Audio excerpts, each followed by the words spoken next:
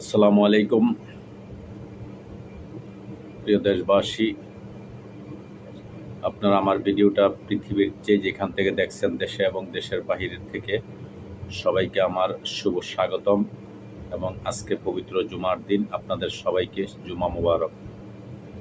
দর্শক, আপনারা আমার ভিডিওটা যেখান থেকে প্লে করছেন, সবাইকে আন্তরিক শুভেচ্ছা এবং ভালোবাসা রইল। আশা করি আপনারা পৃথিবীর যেখানে আছেন সবাই ভালো আছেন। জানি ভালো নেই, কেউই ভালো নেই, সবাই আক্রান্ত, সবাই হৃদয়ে রক্তকরণ হচ্ছে, সবাই ভারাক্রান্ত মন নিয়ে আছেন। তারপরও আজকে আপনাদেরকে কিছু কথা বলবো।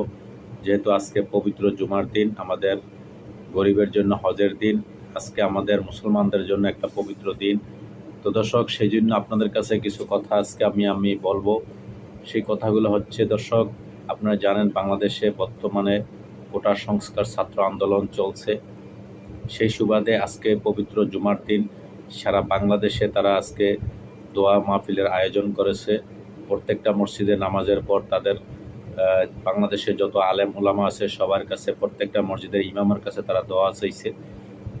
সবাই অবশ্যই, আমারও অনুরোধ, আমি প্রবাস থেকে বলছি, বাংলাদেশের তথা বিশ্বের সমস্ত মসজিদের মধ্যে, যেখানে বিদেশও বহুত মসজিদের মধ্যে বাঙালি আমাদের বাংলাদেশি ইমাম আছে, তারাও তাদের জন্য দোয়া করবেন এবং আমরাও ইনশাআল্লাহ দোয়া করি। সবাই সবার জন্য দোয়া করব।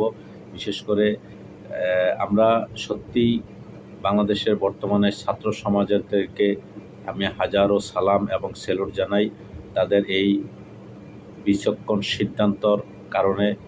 কারণ এই ছাত্রদের থেকে বাংলাদেশের সমস্ত বড় বড় দল, আওয়ামী লীগ, বিএনপি, জামাত, যত রকমের দলগুলো আছে, প্রায় 100-র উপরে দল আছে, সমস্ত দল তাদের থেকে শিক্ষা নেওয়া দরকার।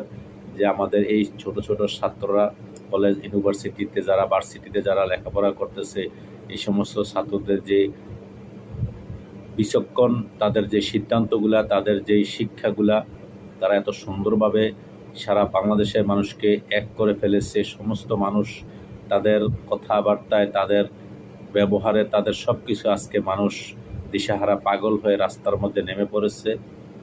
সমস্ত জাতি আজ তাদের কথা শুনছে, তাদের দিকে তাকিয়ে আছে। সেজন্য আমি মনে করি, বা আমরা প্রবাস থেকে, প্রত্যেকটা প্রবাসের পক্ষ থেকে আমি মনে করি যে এটা তাদেরকে আমরা সবাই, প্রবাস থেকে আমরা সবাই তাদেরকে সালাম এবং সেলুট জানাই। কারণ তাদের এই বিচক্ষণ সিদ্ধান্তগুলো, তারা এত সুন্দরভাবে কথা বলে, প্রত্যেকটা তাদের কথাবার্তা, প্রত্যেকটা সিদ্ধান্ত মানুষের হৃদয়ে, অন্তরে গেঁথে যায়। সেই জন্য তাদের জন্য অন্তর থেকে, মন থেকে, হৃদয় থেকে তাদের জন্য অবশ্যই দোয়া করি এবং তাদের প্রতি ভালোবাসা অবিরাম রইল।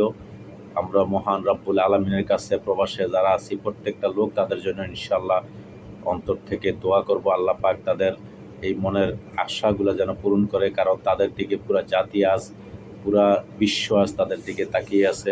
তাদের উসিলায় যাতে দেশ শান্তি হয়। আজকে এই পর্যন্ত, ভালো থাকবেন। আসসালামু আলাইকুম।